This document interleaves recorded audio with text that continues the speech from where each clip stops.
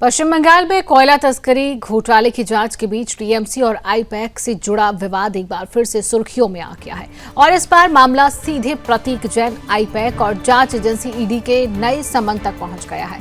ED ने IUPAC से जुड़े प्रतीक जैन की पत्नी बारबी जैन और उनके भाई पुलकित जैन को पूछताछ के लिए दिल्ली स्थित मुख्यालय में तलब किया। दोनों को 15 अप्रैल को पेश होने का निर्देश दिया गया है। दरअसल मामला पश्चिम बंगाल और झारखंड में चल रही करोड़ों रुपए के कोयला तस्करी घोटाले की जांच से जुड़ा हुआ है। इसी मामले में ईडी पहले ही आईपैक के सह संस्थापक विनेश चंदेल को गिरफ्तार कर चुकी है। जिस आईपैक को लेकर राजनीतिक रणनीति और चुनावी प्रबंधन की चर्चाएं होती रही हैं, वही संस्था अब जांच एजेंसियों के रडार पर लगातार सवालों के घेरे में है और टीएमसी जो इस पूरे मामले को शुरू से ही राजनीतिक रंग देने की बात कहती रही है, अब एक बार फिर ईडी की इस कार्रवाई पर सवाल उठा रही है।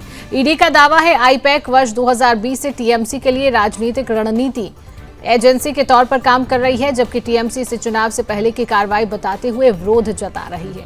यानी एक तरफ जांच एजेंसी की सक्रियता तो दूसरी तरफ राजनीतिक आरोप प्रत्यारोप का सिलसिला लगातार तेज होता जा रहा है। अब देखना यह होगा कि प्रतीक जैन, आईपैक और टीएमसी से जुड़े इस पूरे मामले में जांच आगे क्या नया मोड़ लेती है या फिर यह विवाद और गहराता है।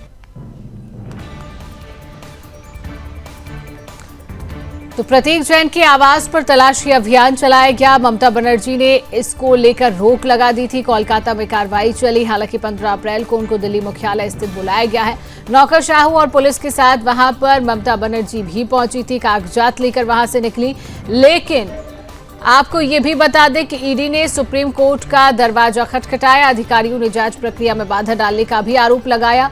याचिका पर अब मंगलवार को सुप्रीम कोर्ट में सुनवाई होनी थी और सुनवाई को अनिश्चित काल के लिए फिलहाल टाल दिया गया है। तो अब कोयला घोटाले में फिर से टीएमसी पर सवाल खड़े हो गए। पश्चिम बंगाल में विधानसभा का चुनाव है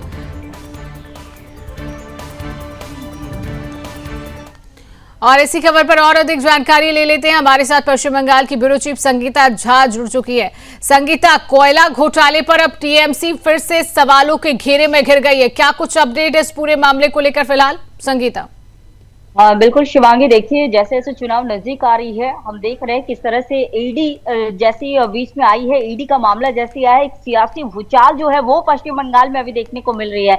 ईडी ने बड़ा एक्शन लेते हुए किस तरह से प्रतीक जैन के परिवार तक देखिए अब जांच का जो दायरा है वो बढ़ गया है। उनकी पत्नी बारबी जैन और साथ ही भाई पुलकित जैन को भी समन भेजा गया है और 15 अप्रैल यानी कि आज दिल्ली मुख्यालय में उन्हें पेश होने का आदेश दिया गया है।